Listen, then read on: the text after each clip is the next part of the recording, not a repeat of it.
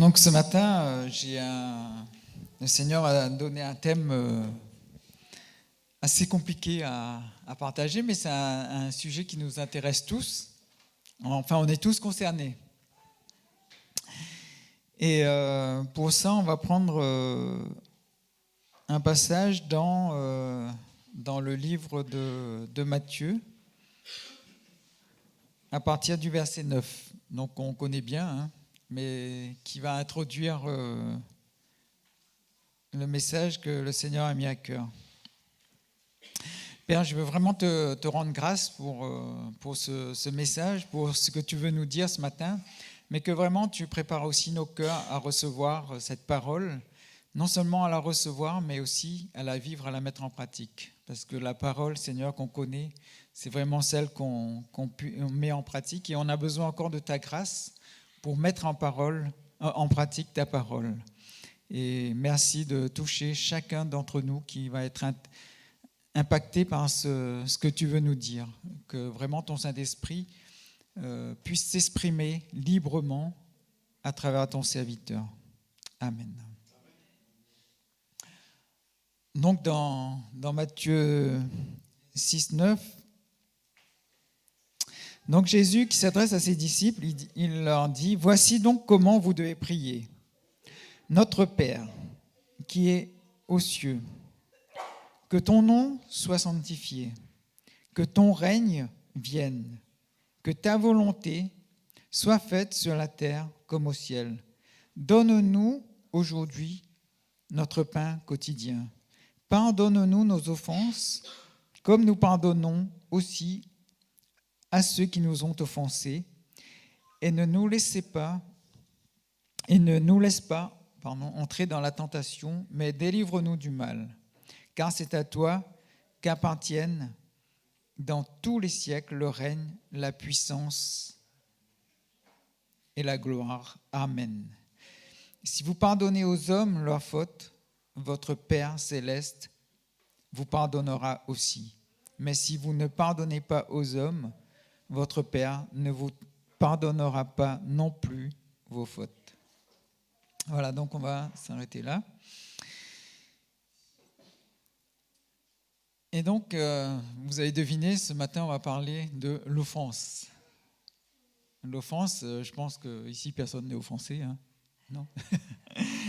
Moi, si Dieu a mis ce passage à cœur depuis quelque temps déjà, je voulais de parler de l'offense parce que j'ai vécu donc une situation moi-même où j'étais confronté à la réalité de l'offense.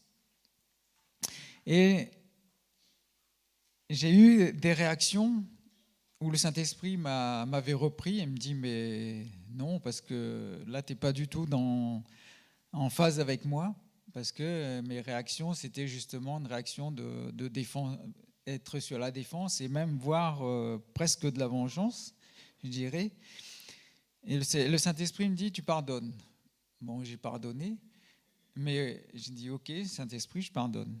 Mais au fond, j'ai pardonné des lèvres, mais pas du tout du cœur. Et là encore, le Saint-Esprit m'a repris. Et c'est pour ça que, après cela, Dieu a dit, tu vois, l'offense, c'est quelque chose où on est impacté et on n'a pas toujours les bonnes réactions. Et donc, Dieu m'a amené donc, à creuser là-dessus, à aller plus en profondeur après tout ce que j'ai pu vivre face à l'offense. Et le mot grec pour offense, c'est scandalon. À l'origine, c'était la partie du piège à laquelle l'appât était attaché. Et le mot signifie poser un piège sur la route de quelqu'un. Dans le Nouveau Testament, ce mot devient une souricière, c'est-à-dire un piège du diable pour emprisonner des gens. Effectivement, l'offense est un piège. Et hélas, même beaucoup de chrétiens y tombent et ils sont prisonniers. De tomber, c'est une chose, mais surtout d'y être prisonnier. Ça, c'est le problème de l'offense. Et surtout, notre réaction. Ils vous diront que non, ils ne sont pas offensés. Mais la réaction qu'on a, justement, c'est ce qui montre qu'on est emprisonné. Et parfois, on veut s'en sortir, on fait tout, mais on reste, par exemple, épidermique à des situations, à des paroles, à des remarques. On ne peut même pas leur suggérer ou effleurer le sujet. Ils sont tout de suite sur la défensive. Et puis, on peut pardonner des lèvres, mais notre cœur n'y est pas. Et le pardon, vous savez que le pardon a un coût. Le coût, le même que Jésus a vécu à la croix, c'est-à-dire la mort à soi-même. La mort de la chair et ses œuvres. Parce que la chair aime la flatterie, la reconnaissance, être visible. On aime bien être visible, être en vue. Ça, la chair, elle aime bien. Et si ce n'est pas le cas, on a des réactions. Et justement, c'est ce que Dieu veut à travers l'offense aussi, c'est faire mourir la chair. Et quand la chair réagit, c'est qu'elle est atteinte. Et Dieu veut faire mourir la chair. Donc, et Dieu utilise l'offense parfois pour nous faire grandir justement et faire grandir le Saint-Esprit en nous. Et pour que le Saint-Esprit grandisse, il faut que la chair diminue. Et ça, c'est le principal. Et parfois, quand on parle de l'offense, la réaction aussi qui peut nous revenir de certaines personnes, il dit, et qu'on en peut entendre, et toi, tu ne sais pas ce que j'ai vécu. Donc, les gens essayent de dire par là, c'est facile. C'est vrai, moi, je ne sais pas ce que tu as vécu, mais Dieu, lui, sait. Et je te dirais même que toi, tu ne sais pas non plus ce qu'il a vécu, pour que, à travers ce qu'il a vécu, tu sois délivré de ce que toi, tu as vécu. Et ça, c'est important de mesurer ce que Jésus l'a vécu pour que nous, on soit délivrés de ce qu'on a pu vivre. Donc, la vie de l'esprit se manifeste aussi par des œuvres. Et c'est dans nos attitudes, nos réactions, nos actions qu'on peut mesurer la place qu'occupe réellement le Saint-Esprit dans nos vies. Et comment on a grandi, parce qu'on veut tous grandir en esprit. Aussi, nos relations sont là pour révéler justement la relation qu'on a les uns avec les autres, pour révéler notre maturité spirituelle. Parfois, on a des gens qui parlent bien, on fait des belles prières, on va à l'église, on est bien, quoi, on est des bons chrétiens, mais quand on est confronté à l'offense, là, on peut savoir où on en est. Parce que pour nous, on n'est souvent pas trop mal. On estime qu'on n'est pas trop mal. Parce qu'on se compare aux autres, donc on n'est pas trop mal. Mais face à l'offense, là, on peut mesurer réellement où on en est avec Dieu. Donc, quand une personne est trompée, elle croit souvent qu'elle a raison, même quand ce n'est pas le cas. Notre réaction à l'offense détermine aussi notre avenir. Il y a toutefois deux catégories. Les personnes qui sont traitées injustement et celles qui croient qu'elles ont été traitées injustement suite à des infos erronées. La question, c'est de savoir quelle est la véritable condition de mon cœur. Car l'un des moyens donc du diable pour maintenir une personne dans un état offensé, c'est de garder l'offense cachée, enveloppée par l'orgueil. Et ça, justement, c'était le problème auquel j'étais confronté. C'est de ne pas reconnaître en fait qu'on est offensé. Et l'orgueil nous empêche de reconnaître notre condition réelle. L'orgueil nous amène à nier l'offense pour se convaincre du contraire. L'orgueil nous empêche de faire face à la vérité et déforme notre vision. L'orgueil nous amène à nous considérer comme une victime, justifiant notre conduite, nous croyant innocents, victimes d'une fausse accusation et allant jusqu'à retenir le pardon. L'orgueil durcit nos cœurs, aveuglant notre jugement. L'orgueil nous empêche de voir et de nous repentir. Dans Nombre 3,13, nous dit que les cœurs s'endurcissent par la séduction du péché. Et le but de Dieu à travers l'offense, c'est que ça rejoint beaucoup de versets dans la parole qui nous dit, par exemple dans Ésaïe 40:10 ou dans 1 Pierre 67, que Dieu éprouve l'or. On est comme l'or et il veut nous éprouver pour faire monter justement tout ce qui est impureté. Parce que vous savez que l'or est purifié par le feu. Donc c'est en chauffant et en passant à l'oxygène qu'on enlève les impuretés de l'or. Bon, c'est un peu plus complexe que ça, mais je ne vais pas rentrer dans les détails, sinon je vais être trop long. Mais l'offense produit d'autres fruits du péché tels que l'amertume, la fureur, la rancune. Et tout ça, Dieu veut nous enlever. Donc Dieu nous éprouve pour révéler les impuretés qui sont souvent cachées à nos yeux ou qu'on refuse de voir. À travers des afflictions, des épreuves, des tribulations, le feu que Dieu utilise pour séparer les impuretés telles que l'intransigeance, les querelles, l'amertume, la fureur, l'envie. Et il veut séparer ça de son caractère qu'il veut mettre en nous. Donc Dieu veut instaurer vraiment son caractère dans nos vies. Et pour instaurer ça, pour qu'on puisse le glorifier, et donc il est obligé de nous épurer. Et même dans Apocalypse 3,18, il conseille, je ne sais plus quelle église, mais il dit « Je te conseille d'acheter chez moi un collier ». Donc pour ouvrir les yeux, on peut être facilement aveuglé par l'offense et l'orgueil. Parce que le but de Dieu, c'est aussi nous amener à avoir du zèle et nous repentir. L'Esprit nous montre un péché pour nous amener à la conviction et non à la condamnation. Ça aussi, c'est important de réaliser dans nos vies. Et parce qu'un chrétien offensé, en fait, c'est un chrétien qui reçoit la vie, mais à cause de la crainte, n'arrive pas à la libérer. Dans Galates 6, versets 8 et 9, la parole nous dit qu'il faut semer pour la chair.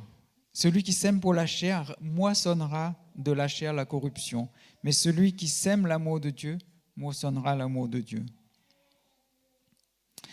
Le problème de l'offense, c'est que l'offense rejoint ce qu'on trouve dans le Proverbe 18-19, c'est que l'offense place un mur de protection. Donc là, c'est quelque chose d'assez important de réaliser. C'est quand on est blessé, nous bâtissons des murs pour sauvegarder nos cœurs, refusant ce que nous croyons, ce que nous craignons, de voir nous blesser. Nous ouvrons nos vies à ce que nous croyons être de notre côté. Bon, je reprends ça. Ça, c'est parce que c'est quand même la base souvent de nos réactions. Donc, nous bâtissons des murs pour sauvegarder nos cœurs et éviter toute nouvelle blessure. Nous devenons sélectifs, refusant ceux que nous craignons de voir nous blesser. Nous ouvrons nos cœurs à ceux que nous croyons être de notre côté. Nous protégeons nos droits et nos relations personnelles. Voilà, mais par contre, dans Corinthiens 2, 10, 4 à 5, dans ce passage-là, nous voyons qu'on a des armes spirituelles pour faire tomber toutes les forteresses. Un amour inconditionnel, c'est prendre le risque d'avoir mal. Un amour inconditionnel, c'est prendre le risque d'avoir mal et de donner le droit aux autres de nous faire mal. Bien sûr, ça on n'aime pas et je comprends. On n'est pas maso au point de... Mais c'est une clé aussi dans nos vies d'avoir un amour inconditionnel. C'est-à-dire qu'on est ouvert à toutes les personnes, pas uniquement, comme on a vu ici, les personnes qui sont en phase avec nous, aux personnes que nous croyons être de notre côté. On doit être ouvert même à celles qui a potentiellement le risque de nous offenser, nous blesser. Donc le fait d'être offensé nous empêche de voir les défauts de notre personnalité, parce qu'on souvent on rejette la responsabilité sur un autre. Et j'étais impressionné de voir tous les passages de la Bible où Jésus, il offensait les gens. Et pourtant, Jésus marchait dans l'amour et la patience. Et c'est aussi l'objectif qu'il a pour nous. Par exemple, Simon-Pierre est l'exemple même de l'orgueilleux que Dieu passait au crible pour qu'il marche dans le caractère de Dieu et l'humilité de Jésus. Parce qu'on ne bâtit pas notre vie sur notre ministère ou sur des victoires passées ou sur l'orgueil. Le vrai fondement, c'est Christ. Et donc, on doit se poser la question sur quel fondement je bâtis ma vie. Et j'écoutais un témoignage d'Anne Griffith aussi, qui disait que Dieu l'a pressée.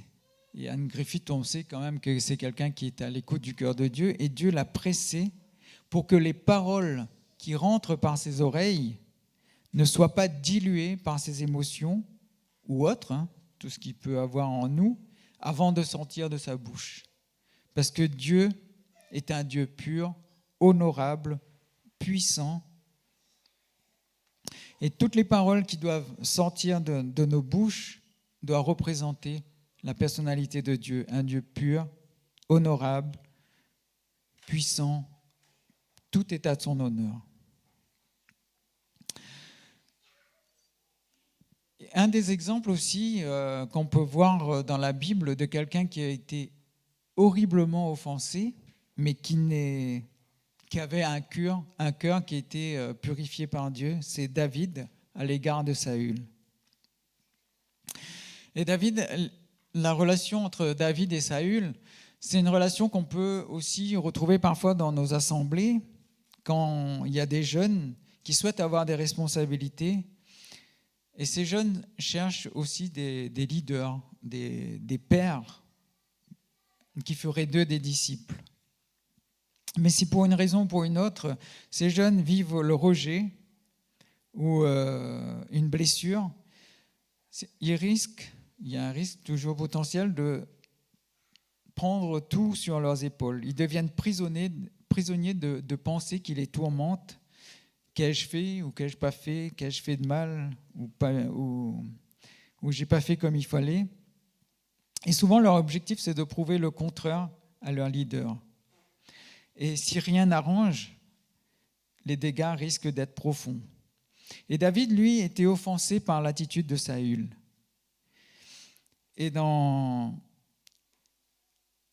Mais sa réaction, quand il était dans la grotte, où Abishai, par exemple, on peut lire ça dans 1 Samuel 26, le poussait à tuer Saül, David n'a pas écouté Abishai. Parce que dans le cœur de David, il savait que Saül était loin de l'Éternel, et c'est uniquement à Dieu de s'occuper du cas de Saül. Et David, là, il avait prouvé que la pureté de son cœur.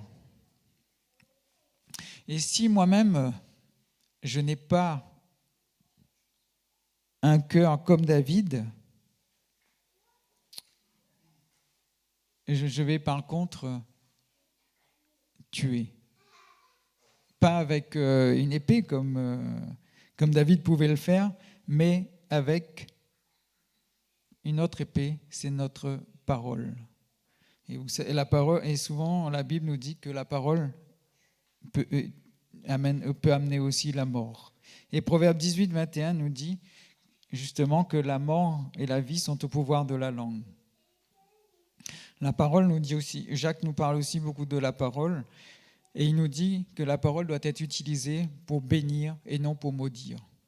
Donc, nous, quand on est blessé, il faut veiller à nos paroles parce qu'on peut tuer avec nos paroles si on n'a pas réglé le problème de l'offense. Et David, pour ça, est vraiment un exemple de quelqu'un qui était horriblement blessé et offensé. Et je me mets souvent à sa place et je me dis que je suis encore loin d'avoir un cœur comme celui de David.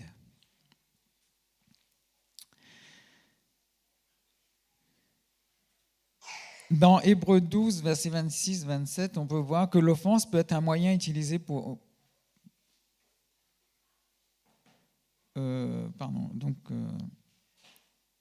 Non. On va lire plutôt après le Hébreux 12, 26-27. Mais ce que je voulais dire, c'est que l'offense peut être un moyen utilisé par Jésus, mais aussi par l'ennemi. L'ennemi, c'est pour détruire. Jésus, c'est pour construire. Et la parole nous relate beaucoup des situations dans ce sens. À Pierre, Jésus dit, « Satan vous a réclamé pour vous cribler comme le froment, mais j'ai prié pour toi. »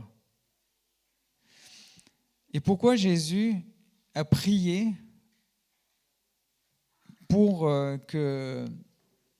n'a pas prié pour que Pierre échappe au criblage, mais il a prié pour que sa foi ne défaille point.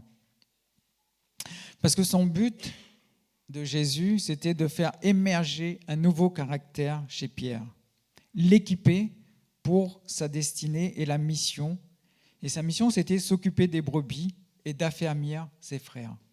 Donc, quand Dieu permet l'offense dans nos vies, c'est pour un but bien précis, faire émerger un nouveau caractère dans nos vies. Et c'est le caractère de Dieu. Parce qu'on a une mission, on a une destinée, et pour pouvoir rentrer et être vraiment efficace, surtout à l'honneur de Dieu et glorifier Dieu, on a besoin que Dieu fasse émerger un nouveau caractère dans nos vies.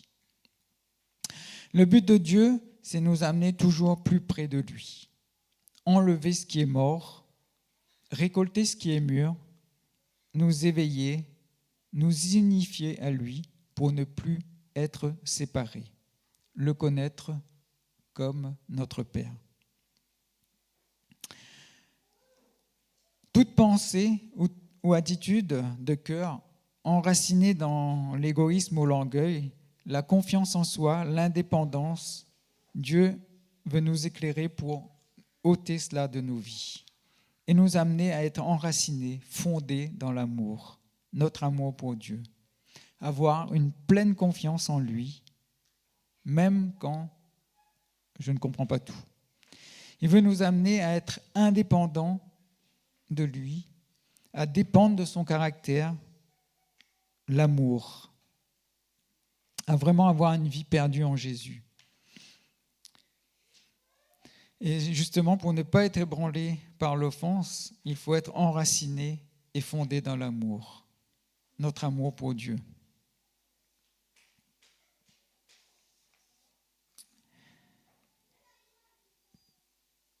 Et dans 1 Pierre, par exemple, dans 1 Pierre 2, 6, 8, Pierre nous dit « Il n'est pas difficile d'obéir quand on connaît le caractère de l'amour de celui auquel on se soumet. L'amour est essentiel dans notre relation avec notre Dieu, pas l'amour des principes ou des enseignements, mais de la personne de Jésus-Christ. » Quand nous jugeons en fonction de notre environnement naturel ou des circonstances, c'est qu'on ne voit pas avec les yeux de l'esprit.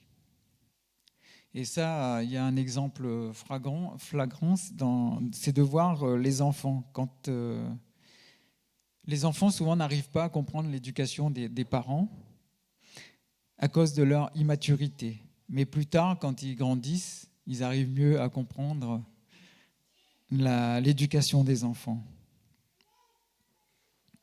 L'offense nous révèle aussi notre façon de servir le Seigneur. Si on le sert pour ce qu'il peut faire pour nous, on risque de se retourner contre lui. Mais par contre,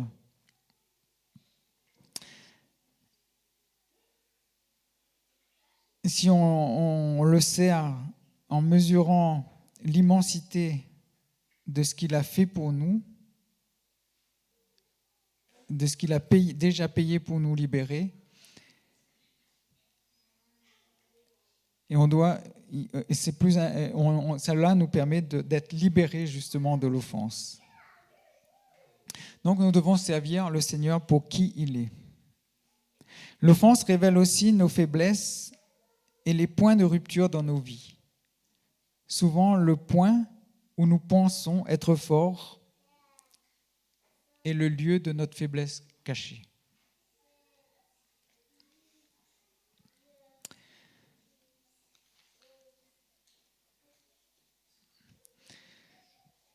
Jésus, notre exemple, n'a jamais arrangé la vérité pour éviter que les gens soient offensés. Et dans 1 Pierre 2, 6 à 8, nous dit que Jésus était une pierre d'achoppement et un rocher de scandale.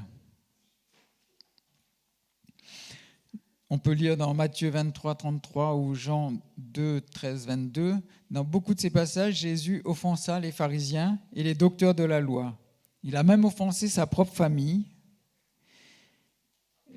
Jésus n'a jamais cherché l'approbation de sa maison, ni des autorités religieuses.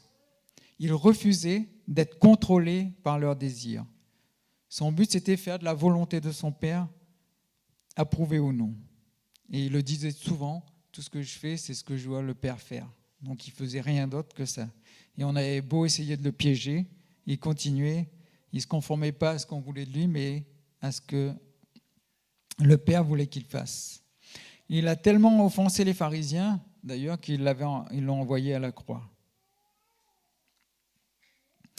Dans Matthieu 15, 12, 13, ça,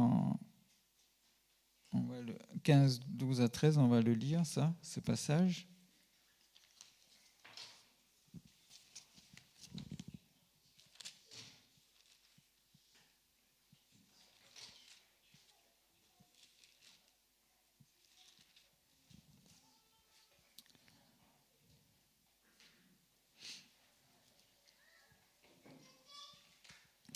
Alors ses disciples s'approchèrent et lui dirent : « Sais-tu que les pharisiens ont été scandalisés d'entendre cette parole ?» On voit que Jésus, il a offensé là, les pharisiens, ils étaient scandalisés. Il répondit : « Toute plante que n'a pas été plantée par mon Père céleste sera déracinée. Laissez-les, ce sont des aveugles qui conduisent des aveugles. Si un aveugle conduit un aveugle, ils tomberont tous deux dans une fosse. »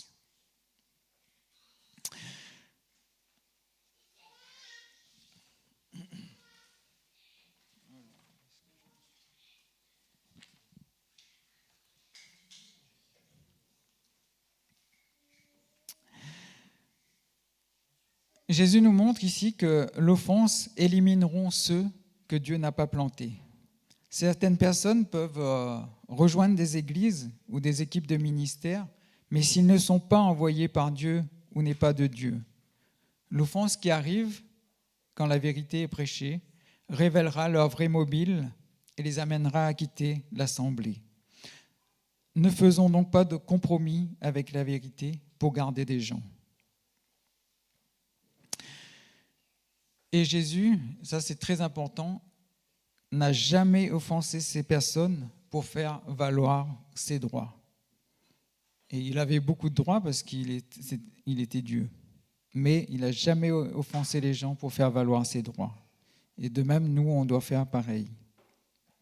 1 Corinthiens 8, 9, notre liberté nous a été donnée pour servir et donner nos vies, pour bâtir et non détruire, ni pour notre gloire, ni pour nous couvrir de richesses.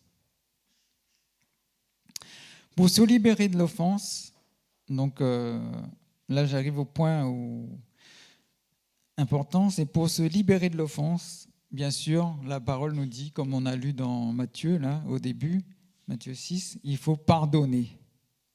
Pardonner pour recevoir le pardon.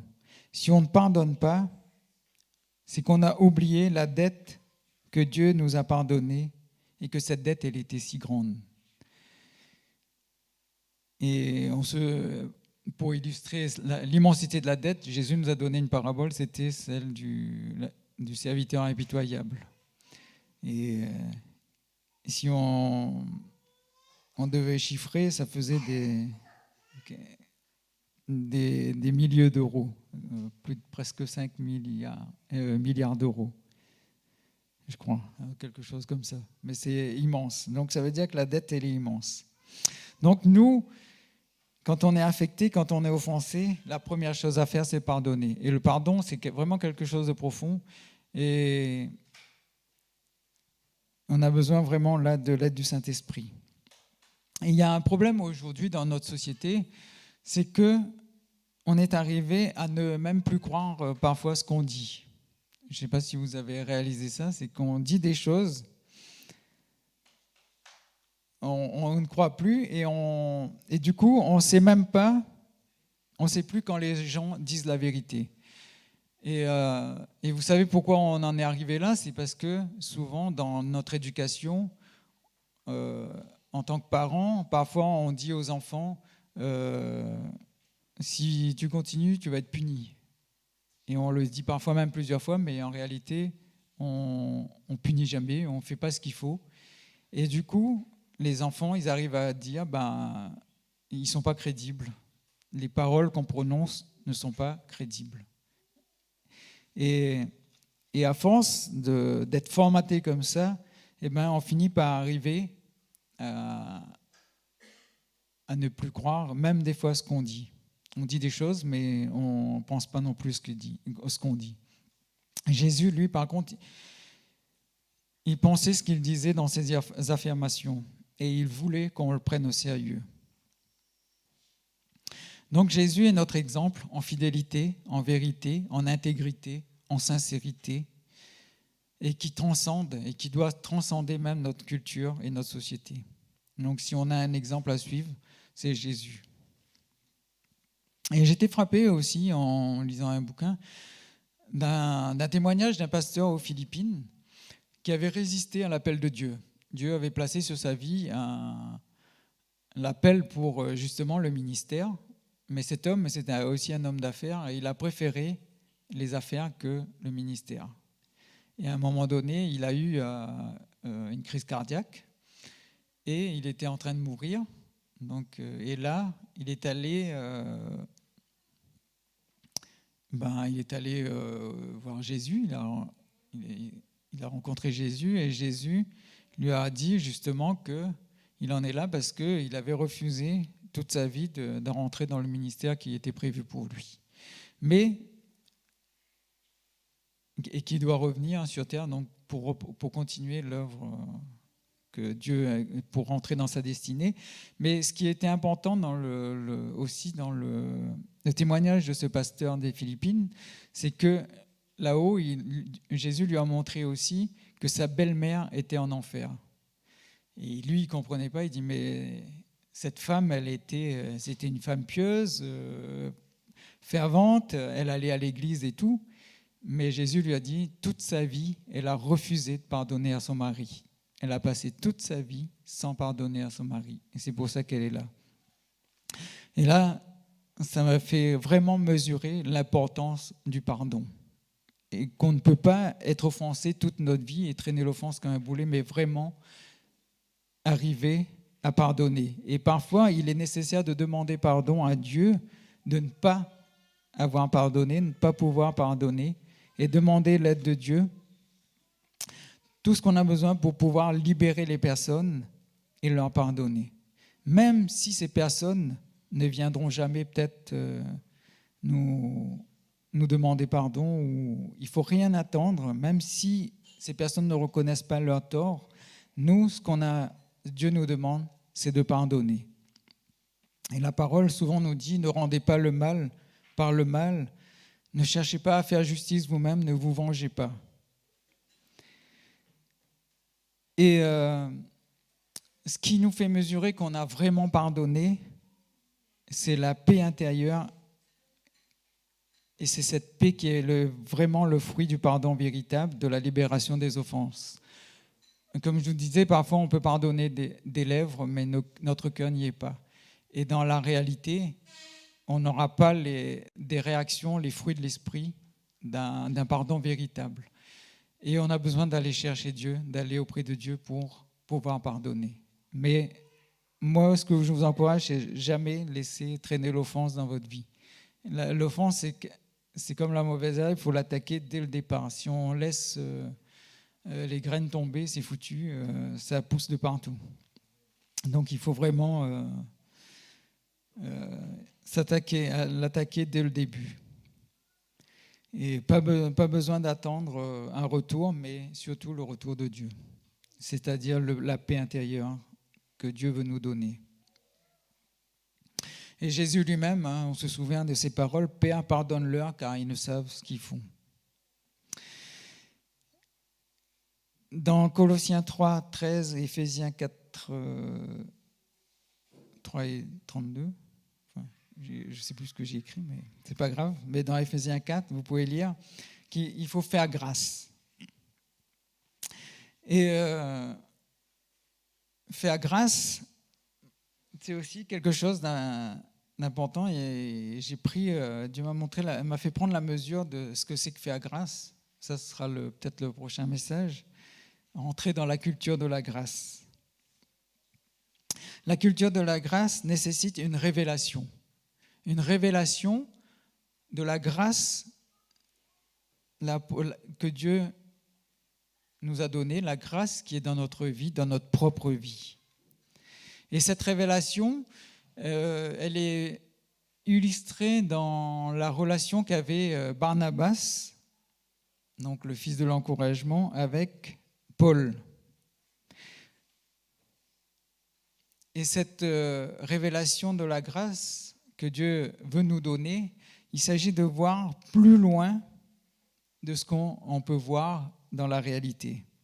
Quand on a une personne, Paul présentait aux autres disciples, après sa conversion, qu'est-ce que les disciples voyaient? Un persécuteur de l'Église. La parole nous dit qu'ils avaient peur de lui. Ils avaient peur de lui. Mais il y avait un homme qui n'avait pas peur, c'était Barnabas. Barnabas, il avait vu au-delà.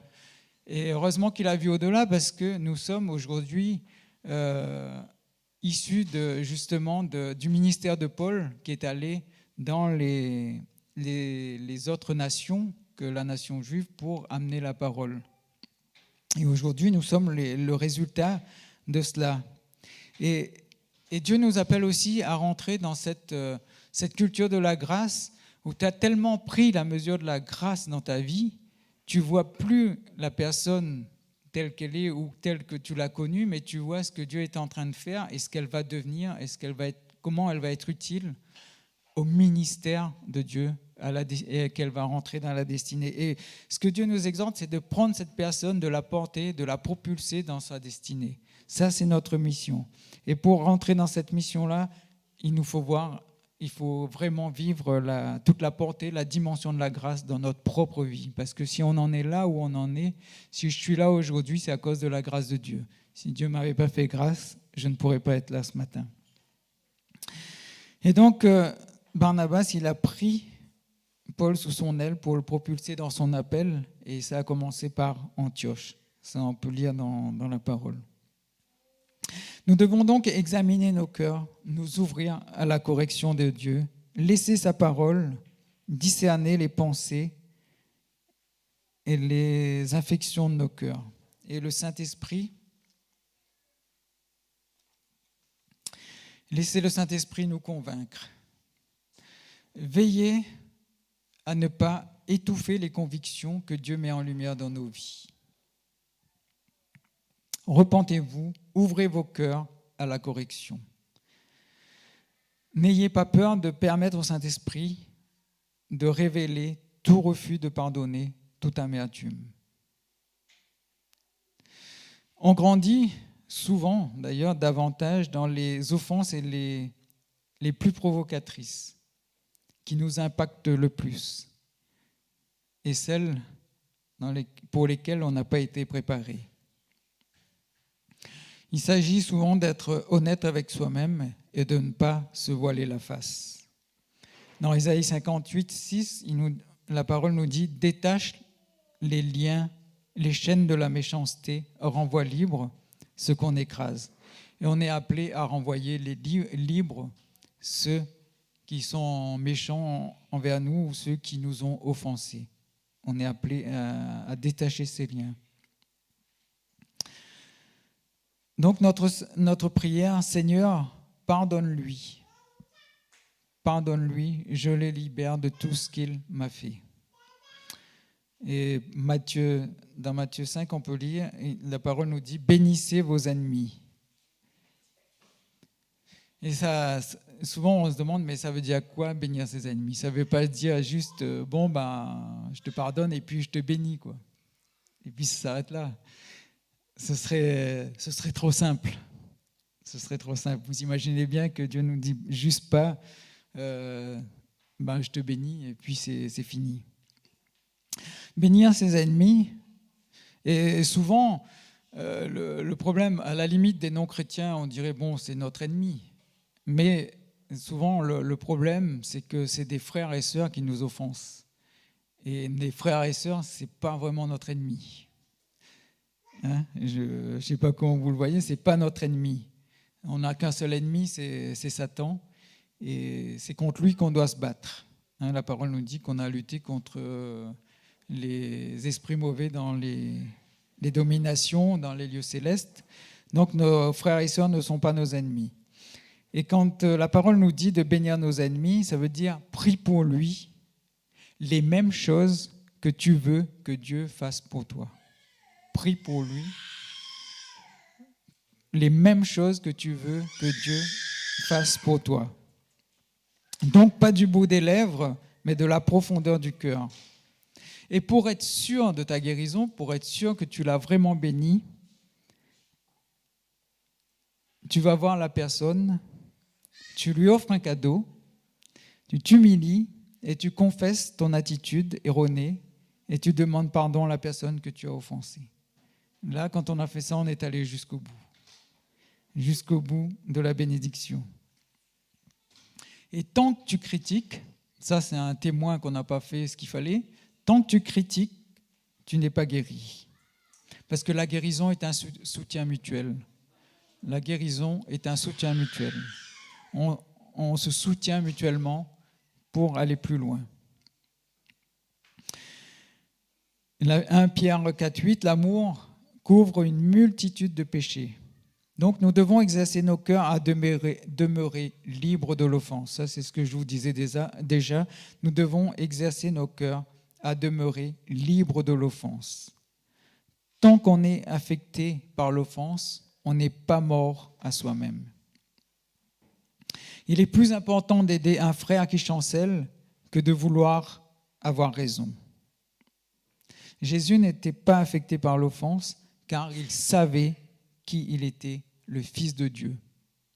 Il n'avait pas un cœur d'orphelin, comme beaucoup d'entre nous. Et il parlait toujours de son Père.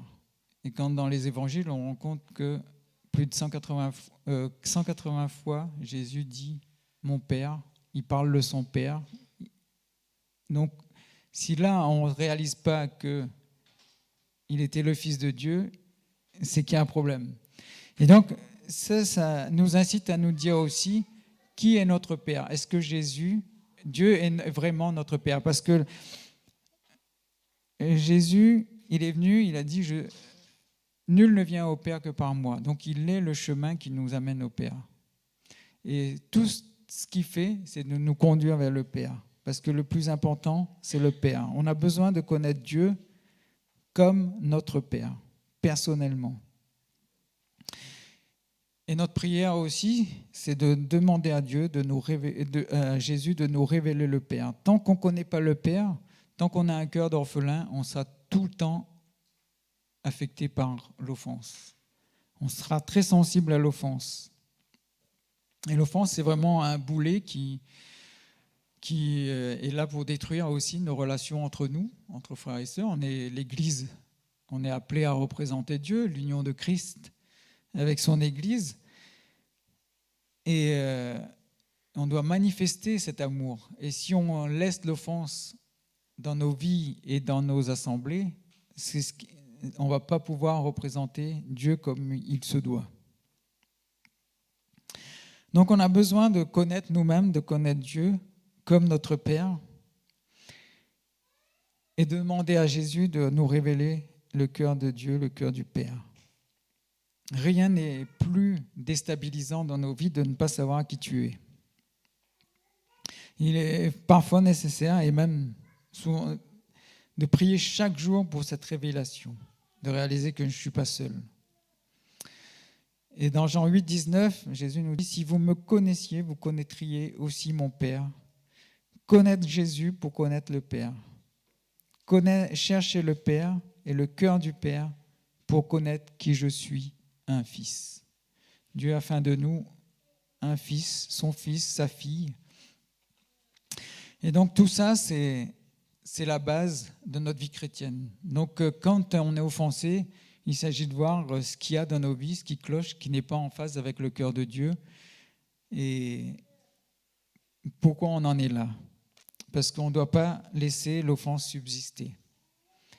Donc c'est un combat, c'est pas facile, il y aura des luttes, mais il faut savoir qu'il y a aussi des victoires. Et je vous encourage surtout à chercher la victoire. Et c'est possible. C'est possible. Père, merci pour ta parole. Merci encore pour tout ce que tu nous as donné ce matin.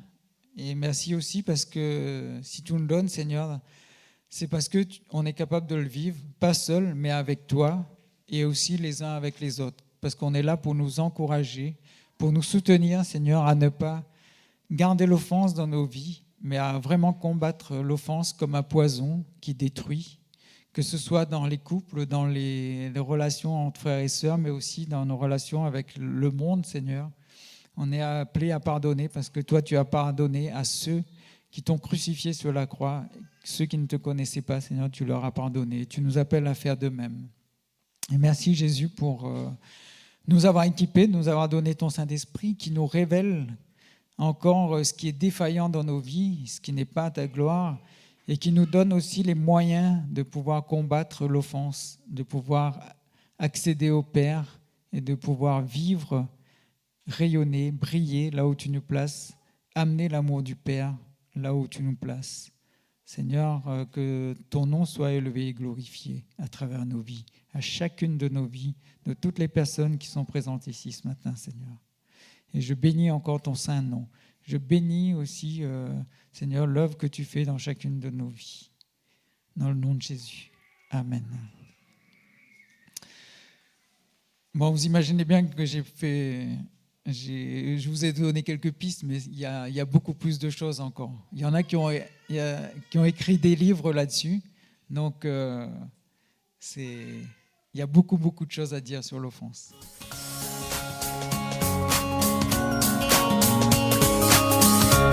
Si vous avez aimé cette vidéo, n'hésitez pas à liker et à vous abonner à notre chaîne Bethel YouTube.